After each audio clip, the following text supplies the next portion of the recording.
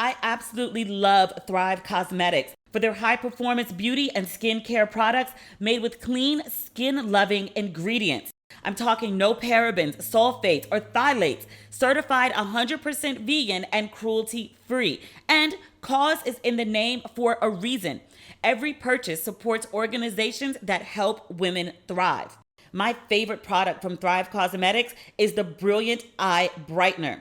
It's a cream to powder highlighter stick. It brightens and opens eyes, giving you an instant eye lift. If you didn't get enough sleep, maybe you were working late or partying late, no judgment. It will help you look like you've had plenty of rest, even if you haven't. It gives the perfect wash of color and glow, a vibrant, well-rested look in 13 shimmering shades. Thrive Cosmetics also has an overnight sensation brightening sleep mask. It's a potent skin-loving formula that restores, hydrates, and rejuvenates your skin overnight. With this cooling and brightening face mask, radiant skin is just a night's sleep away. The thing I love most about Thrive Cosmetics is their Bigger Than Beauty campaign.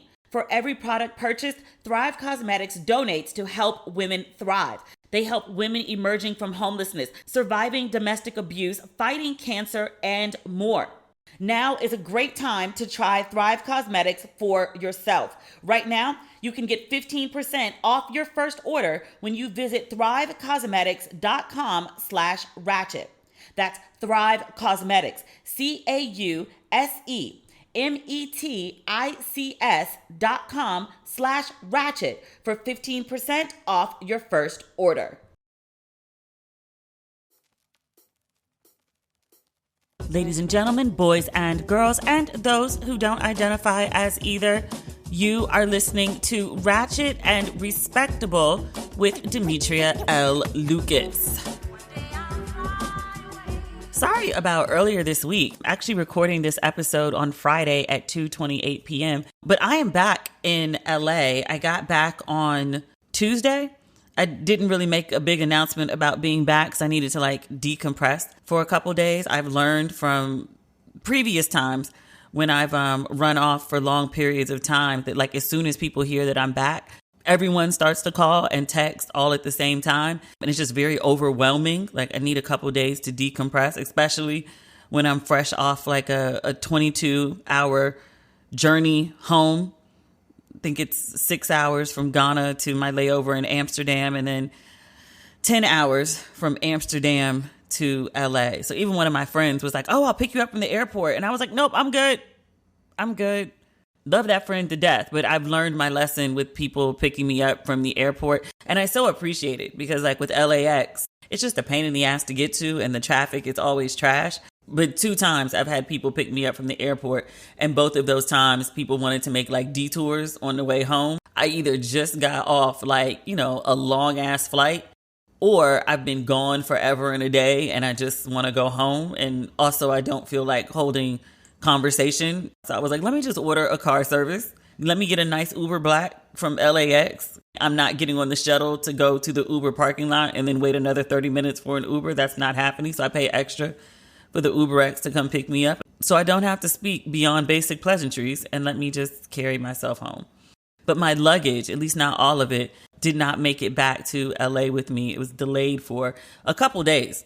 So I have my clothes and my good bags, and obviously I pack with my laptop and my camera and my more expensive electronics on my person, and my jewelry, obviously. But I have my microphone and my recording equipment in the bag that got lost. Yeah, when I got back on Tuesday, I was like, I need to record this podcast episode, and could not. I guess I could have recorded it in Ghana before I left and just edited it. And I had actually planned to. I'd gone up on the rooftop and I'd, taken my equipment, and British Bay hit me and was like, "What time does your flight leave?" He was like, "I want to see you before you go." And we'd hung out the day before for a really long time.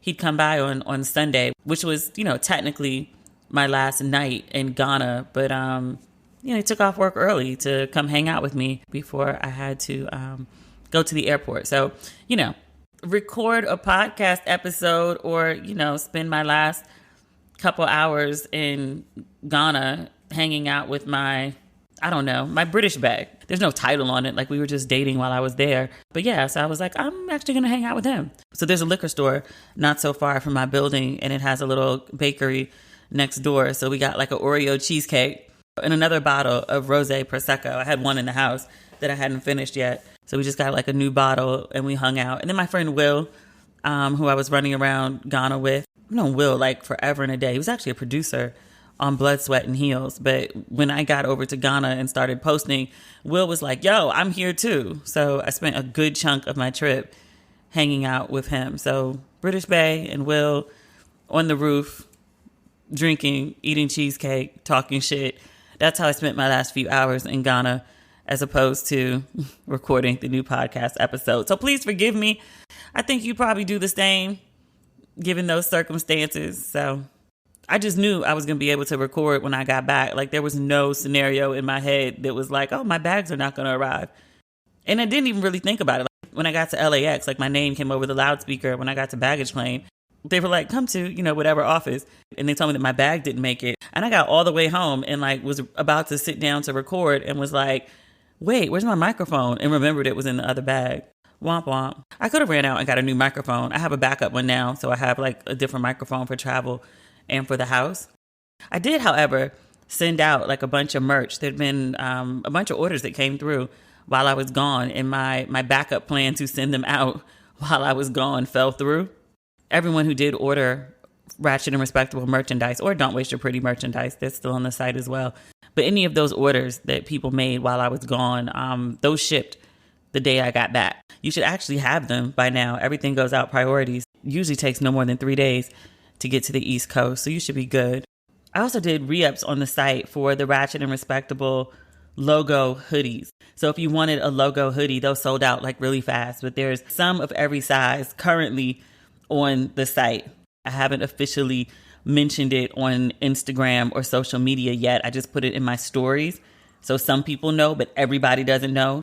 But there's a drop coming next week. I told you there was new merchandise. There's black and gold Ratchet and Respectable merch coming. And then Shut the Fuck Up is free. That's in a new colorway. That's black, white, and green. And then Feminist Lips and Ratchet Hips, which is essentially another way of saying Ratchet and Respectable. That's just in black and white. And those are hoodies and tees.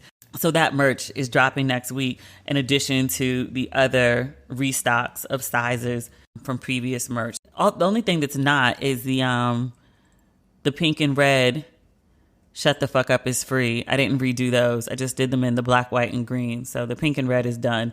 But the white and gold and the crew necks and the hoodies and the tees, all of those are restocked as well.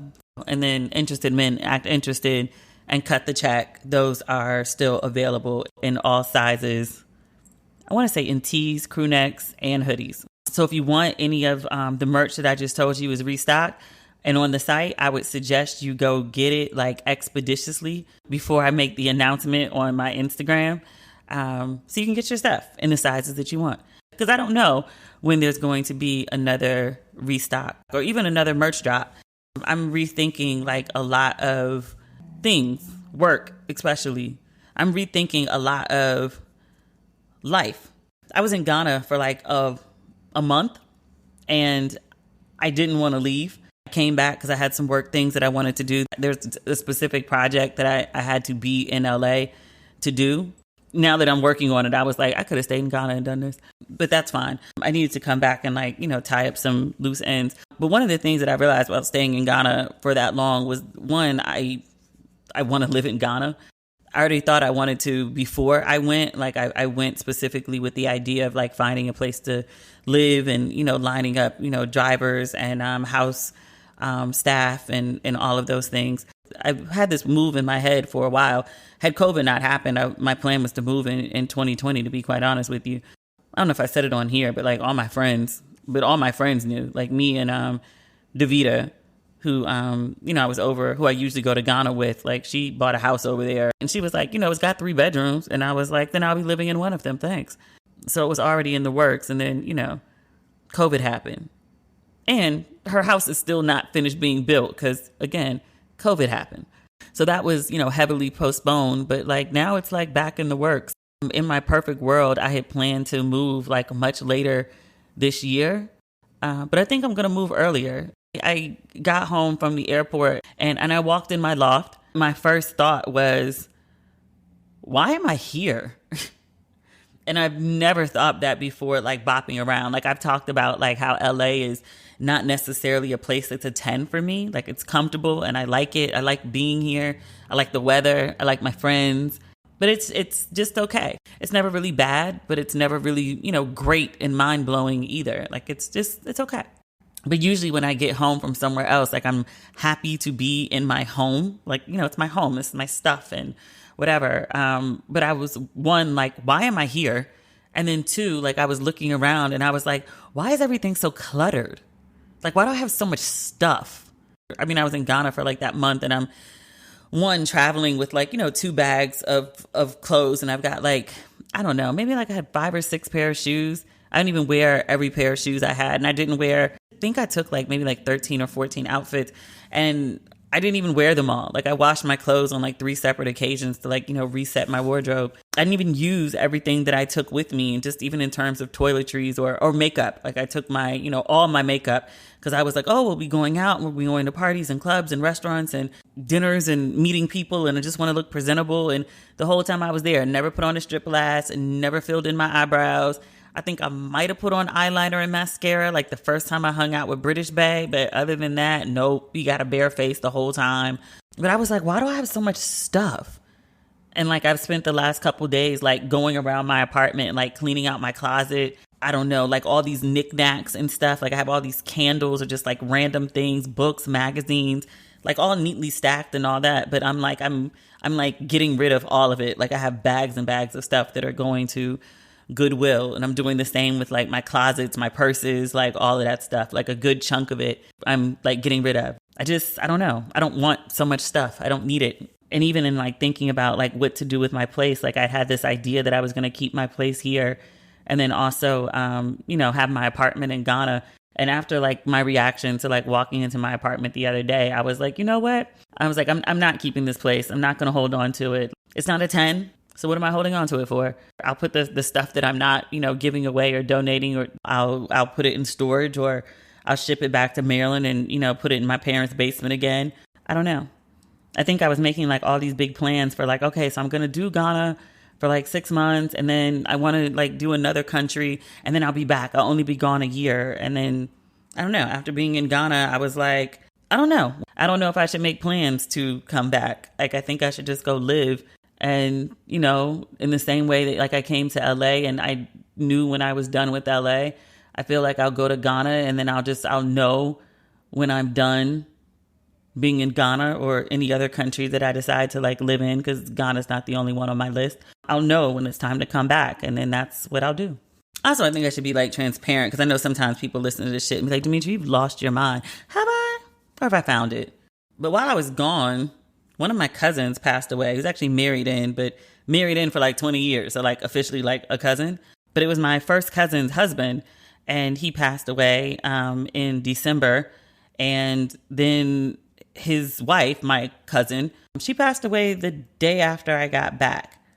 And she was like, I'm 42.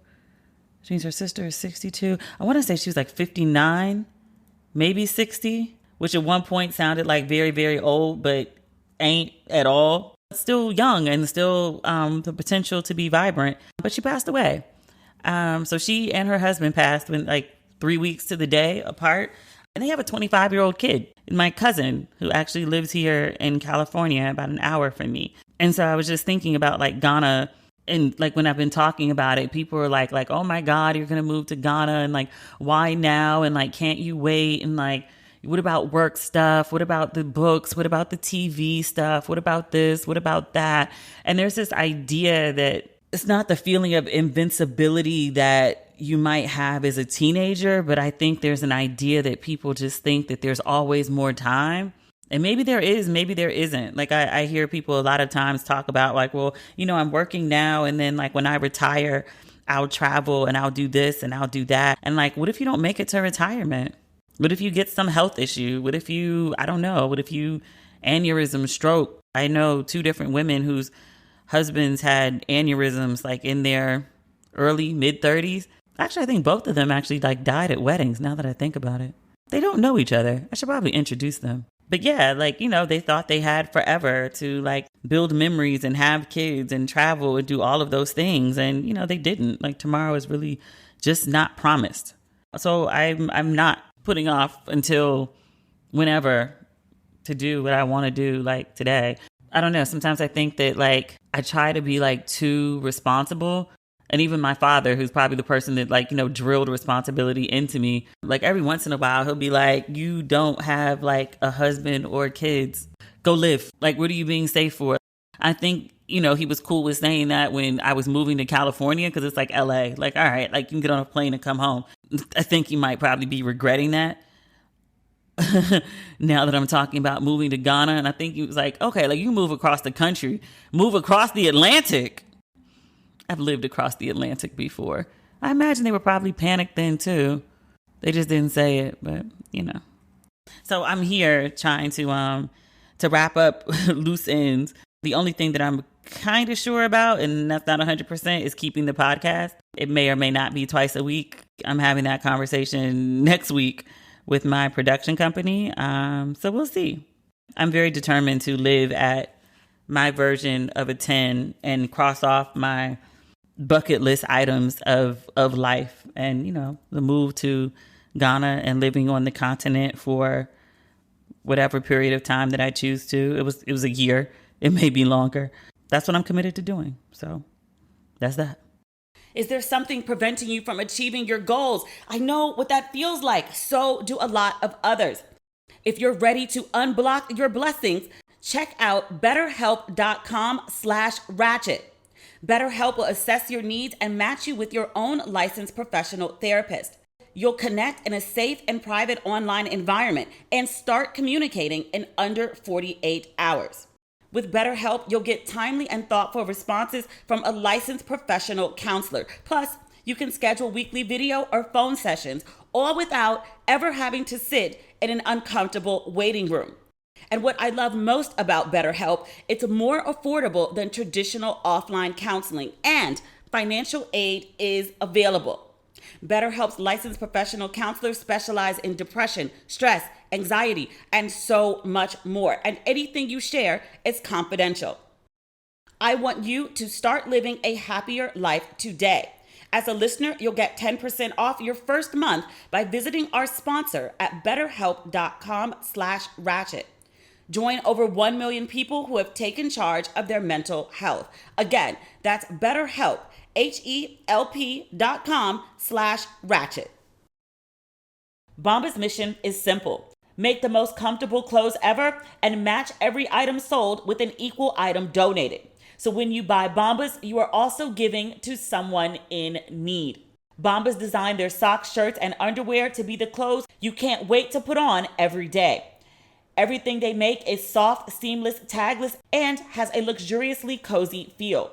They're made from super soft materials like merino wool, Pima cotton, and even cashmere, which makes them the perfect cozy winter layers.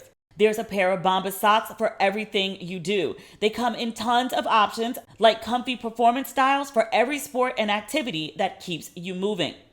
Bombas t-shirts are made with thoughtful design features like invisible seams, soft fabrics, and the perfect weight so they hang just right.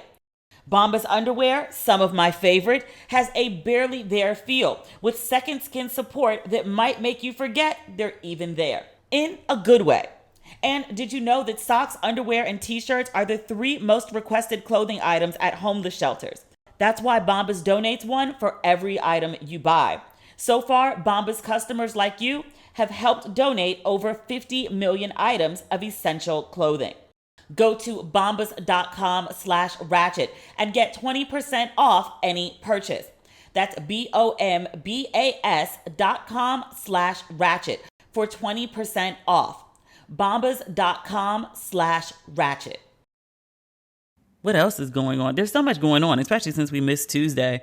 Rest in peace to André Leon Talley. That was an unexpected passing. Not that anyone's passing is really expected, but, you know, with like, you know, Betty White and Sidney Poitier, you're talking about people who are in their 90s, like they've lived like these very long lives. André Leon Talley, I believe he's in his like mid 70s, which is not like an old man. I mean, 70 something is old, but I mean, I don't know, like my dad's 80.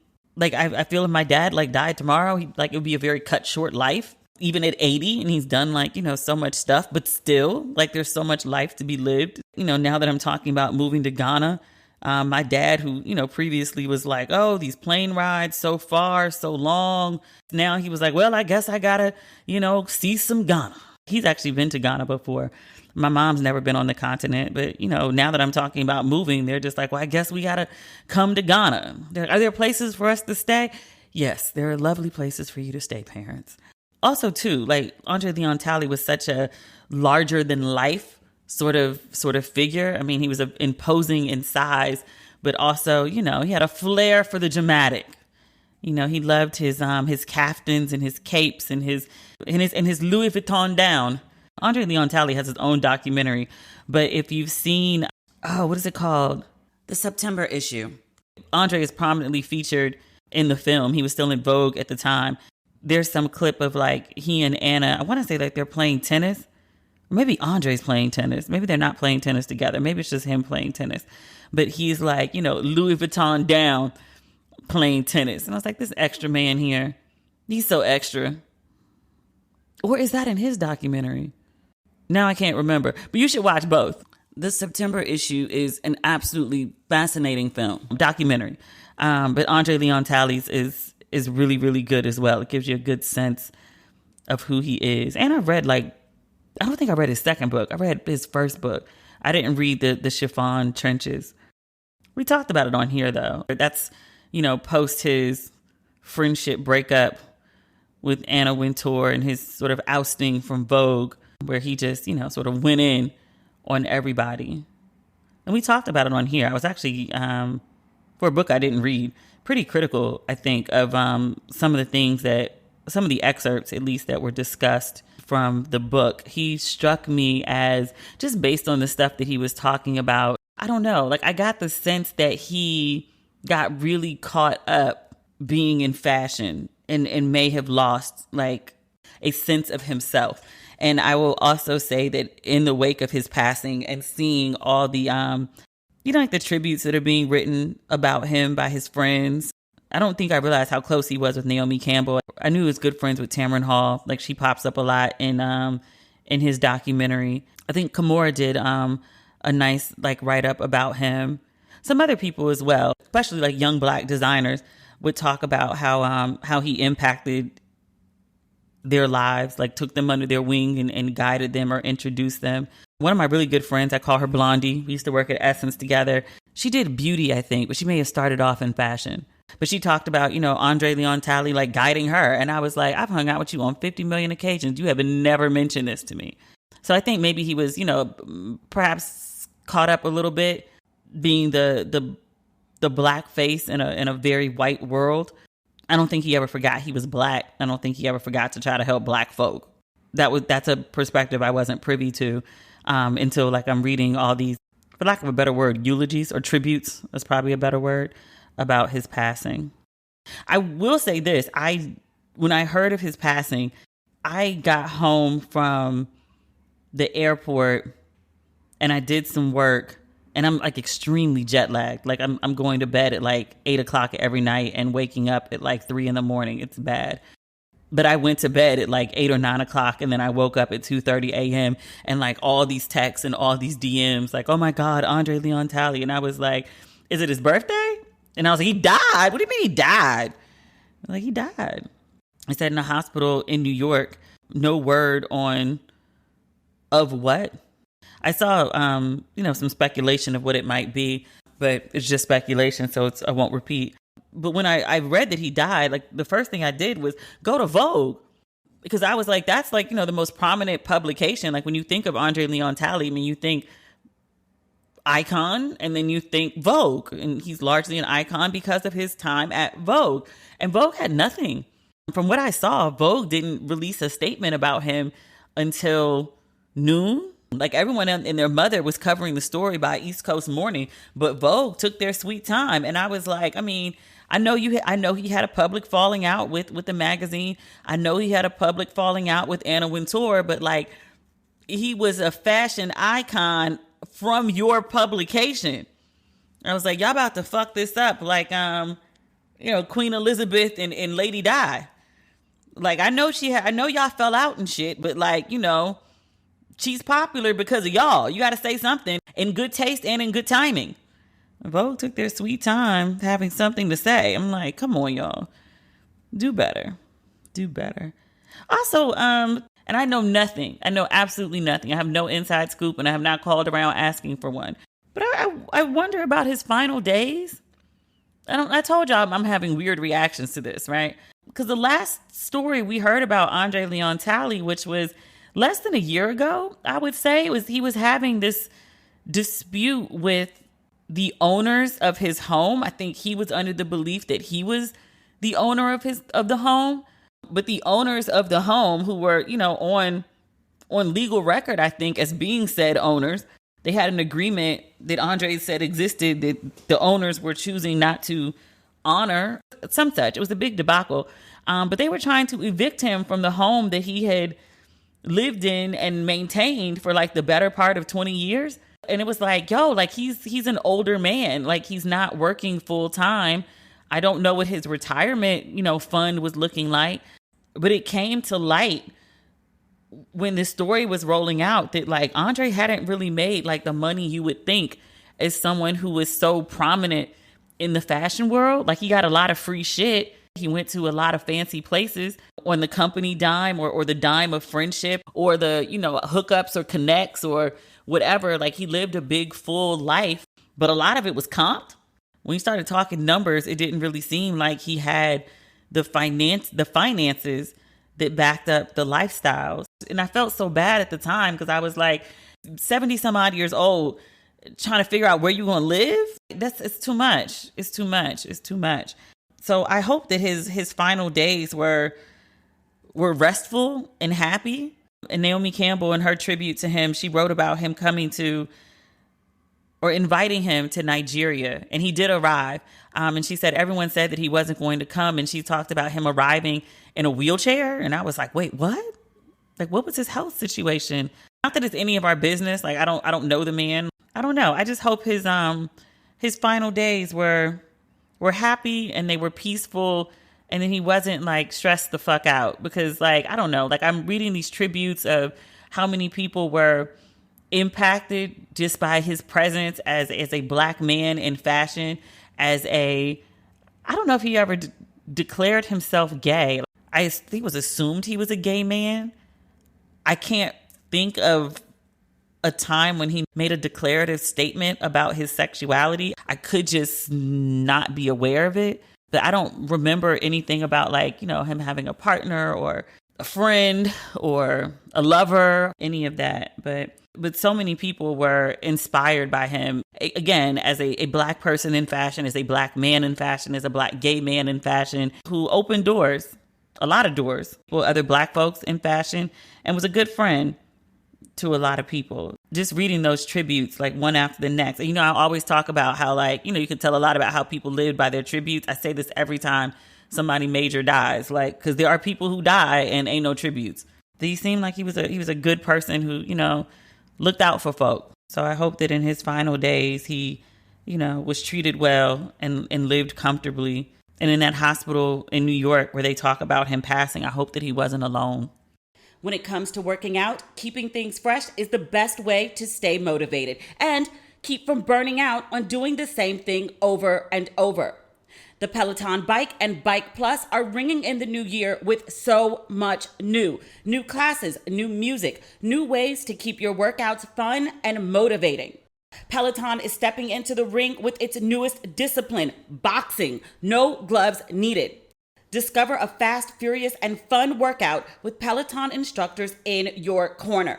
Even if you've never boxed before, these classes will have you working up a sweat while working on the fundamentals of form, footwork, and fun combos that will keep you on your toes. They've also got more daily workout variety. It's easier to stick to your goals when you keep your workouts interesting. Peloton has a workout for every goal, day, and mood. De-stress from a long day with 30 minutes of strength and 20 minutes of cardio. Or do a quick 15-minute total body class before work. That's what I do. Every little bit counts. Stay motivated while having fun with bike workouts, yoga, meditation, dance cardio, and more. For a limited time, try the Peloton app free for 2 months, then $12.99 per month after. New members only. Visit onepeloton.com/app to learn more. That's 2 months free at onepeloton.com. Offer expires January 31st, 2022. Terms apply. Do you know why free trials renew without your consent? It's a business scam out to get you. Don't let greedy corporations pocket your money. Download Truebill to take control of your subscriptions. Truebill is the new app that helps you identify and stop paying for subscriptions you don't need, want, or simply forgot about. On average, people save up to $720 a year with Truebill. Because companies make subscriptions hard to cancel, Truebill makes it incredibly simple, which I love. All you have to do is link your accounts, and Truebill will cancel your unwanted subscriptions in one tap. And your Truebill concierge is there whenever you need them to cancel unwanted subscriptions, so you don't have to. I love Truebill. They've saved me so much money, and they make my life easier. Truebill has over 2 million users and helped save them over $100 million. Don't fall for subscription scams. Start canceling today at truebill.com/ratchet. Go right now. Truebill.com/ratchet. It could save you thousands a year. Truebill.com/ratchet. On Wondery's podcast, Even the Rich, co-hosts Brooke and Arisha share the stories behind some of the most famous and infamous celebrities in history. From Madonna to Britney Spears, and from the Kardashians to the House of Gucci. And in an all-new season, they investigate the shocking kidnapping of heiress Patty Hearst. Even the Rich gives you the inside scoop on the drama that keeps these families in the spotlight, how these dynasties were built, and the lengths they are willing to go to protect the family name. This show is part history, part comedy, part gossip, and completely fascinating. And if you want a little more Brooke and Arisha in your life, they're the perfect guides to give you your daily dose of celebrity gossip on Rich and Daily. Rich and Daily is the perfect podcast to keep you up to speed on all the secrets, scandals, and news in the entertainment world. How is Britney's new life post-conservatorship? Brooke and Arisha definitely have something to say about it. And they have even more to say about Patty Hearst. I knew a little bit about that story. I had no idea there was so much drama. Listen to Even the Rich, Patty Hearst, and Rich and Daily on Apple Podcasts, Amazon Music, or Spotify. Or you can listen ad-free by joining Wondery Plus in the Wondery app. What else is on the agenda? I feel like this episode is so heavy right now. We've had so much conversation about death. Jesus. Let's see. There's really not a bunch of stuff that's interesting that I really want to talk about. There's like petty shit. Nothing of like extreme interest to me. I saw This Is Us is back. It came out while I was in Ghana. Like 2 episodes aired and I didn't even know the show was on. I saw everybody talking about Deja and I was like, who's Deja? But I recapped like the first 3 episodes that have aired. I told you I'd be waking up at like 3 o'clock in the morning. I refuse to just be on my laptop at 3 a.m. just to be on it. Just to like actual work. So I started watching This Is Us, and so I recapped those first 3 episodes. So if you're looking for recaps, I'm not going to rehash them here because I talked about them on my social media. But yeah, Deja Wildin'. What's the other show? The new Sex and the City. I started doing those recaps. I kept doing those recaps when I was in Ghana. I made a point to go find my sites to watch because that's like my favorite show right now. The new one just came out yesterday, and I put up a recap of that earlier today on my Instagram. So if you're interested in the new Sex and the City, i.e. and just like that, there's a very robust conversation going on my Instagram and my Facebook page if you'd like to join in. We're having much discussion about Miranda wanting more and how do you get that as a married woman? Because I think her situation is probably not so uncommon in which you've been married to somebody for a very long time and you guys want different things. What do you do with that? In the case of Miranda and Steve, Miranda's like, I want more than this life. The routine of it all is not working for me. And Steve was like, I'm happy. I like this life. We finally found a routine, and like, you know, I like this. And Miranda doesn't. So it's like, well, what do you do in that situation? People are just like, oh, she's so selfish, and, you know, she's built a life and she made a commitment and all of that. And I'm like, I hear you. I do. But then I'm also like, but what is she supposed to do? Like, just like be unhappy perpetually?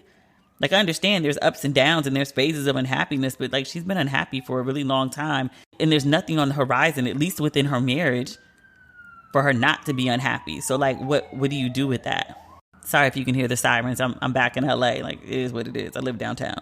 So very robust discussion if you want to join that on Instagram or on my Facebook page. I'm still not up to date on Trey Songz and his rape charges. My bad. That's like a really serious subject. That's not something I feel comfortable winging. I know there's at least one new woman that says, like, you know, this is what happened, and Trey Songz is like, I didn't do it. I'm not really sure where that's going to go, but I want to actually like research that instead of just like speaking offhand about it. Oh, Kanye West, that's what we're talking about. He's lost his goddamn mind. Actually, I should be less flippant when I say that, because he is known to have some mental issues. I think he's been diagnosed as bipolar. Can I say he's off his meds? Is that like PC to say? Can I say that he's being an asshole? Is that fair? Because, I mean, off his meds, like, I don't really know if he is or not, whatever. And you can also be like on your meds and still be like a complete douche. Whether he's on his meds or off his meds, he's being a complete fucking douche right now. The latest drama is he's acting like a fucking D-list reality star. He's like going on social media blasting his wife, or his estranged wife.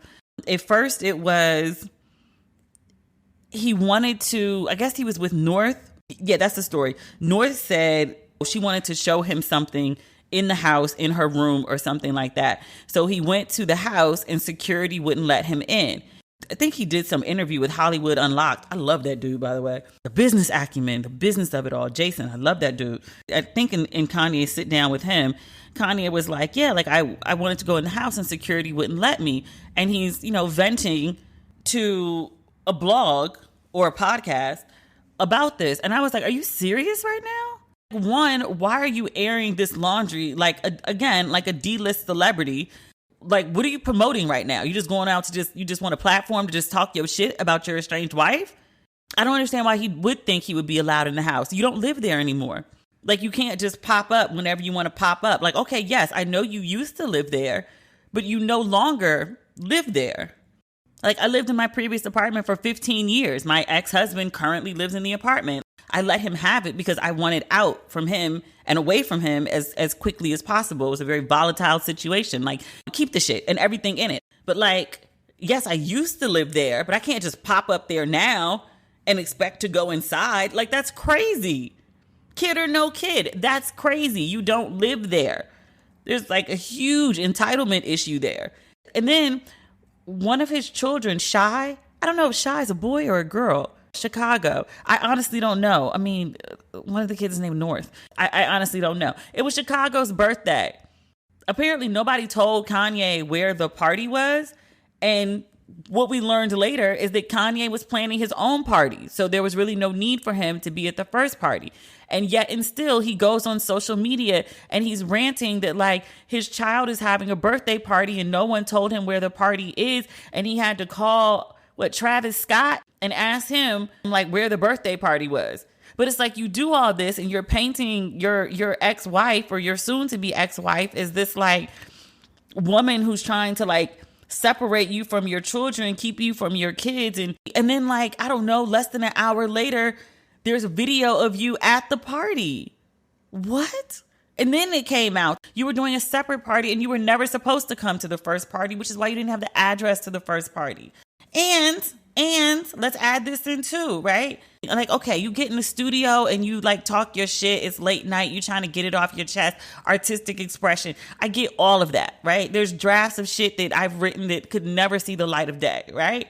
But you make this song and you release it about beating her new dude's ass Something about like you survived that crash that basically launched your career through the wire. You actually had a wire in your mouth from the crash. Okay. But you're like, I survived the crash so I could beat Pete Davidson's ass. Like, you're talking about like assaulting somebody and you don't understand why you can't be let into the house and you weren't invited to the party? Really? And you don't understand why nobody wants to be bothered with you or be around you. Like, what are you doing? What are you doing? And isn't there some incident? Like, I'm not even fully versed on this. Like, there's a video of him like punching a fan. Somebody wanted a picture or an autograph. Kanye punched them. And I was like, bruh, you too far in your career to be laying hands on people. Like, where's your security? Isn't this exactly what they're for? You about to get sued, bruh. Like, what are you doing, bruh? Do you know? Let me be a hypocrite real quick. Everybody knew Kanye and Kim was going to be volatile. And when they got married, the running joke was, I can't wait for the album after he leaves Kim, because that's going to be some shit. In my wildest dreams, I did not see him acting like this. I saw him making like another Runaway, which is one of my favorite albums, and it probably shouldn't be. Because like, I love it, but I kind of think about like the person who it's about, Amber. It's actually like, you know, some real like hostile air out shit. Like, you dated this woman, you paraded this woman, and then when this woman left you, you made a whole album about her, including a 30-minute video in which you portrayed her as a literal bird. Amber's gotta hate his ass. Rightfully so. This shit he's doing to Kim, it's the same thing. This professional trolling, blasting her in his music. He talked about wanting to beat Pete Davidson's ass, but he also talked about how Kim has the nannies raising their kids and it'd be better if they were raised by family. So like, now you're making songs attacking her mothering. A month ago, you were begging for the woman back. Now that she won't come, you know, she's hot trash and you want to embarrass her on the internet. That whole, like, I'm going to move across the street from you under the guise of being closer to your kids. But like, really, it's kind of stalkerish. Clearly, she don't want to be near you. She want to be away from you. And you go move across the street from her. Like, what are you doing? I'm not even the biggest Kim Kardashian fan, but just like as a woman, just watching what he's doing right now. And the whole time, you're with someone else publicly. Like, there was the woman you were living with in Malibu, the Black Victoria's Secret model, who we ain't heard nothing about this chick in a minute. Again, are you okay, sis? Where you at, sis? Like, send a smoke signal, something. Let us know you good.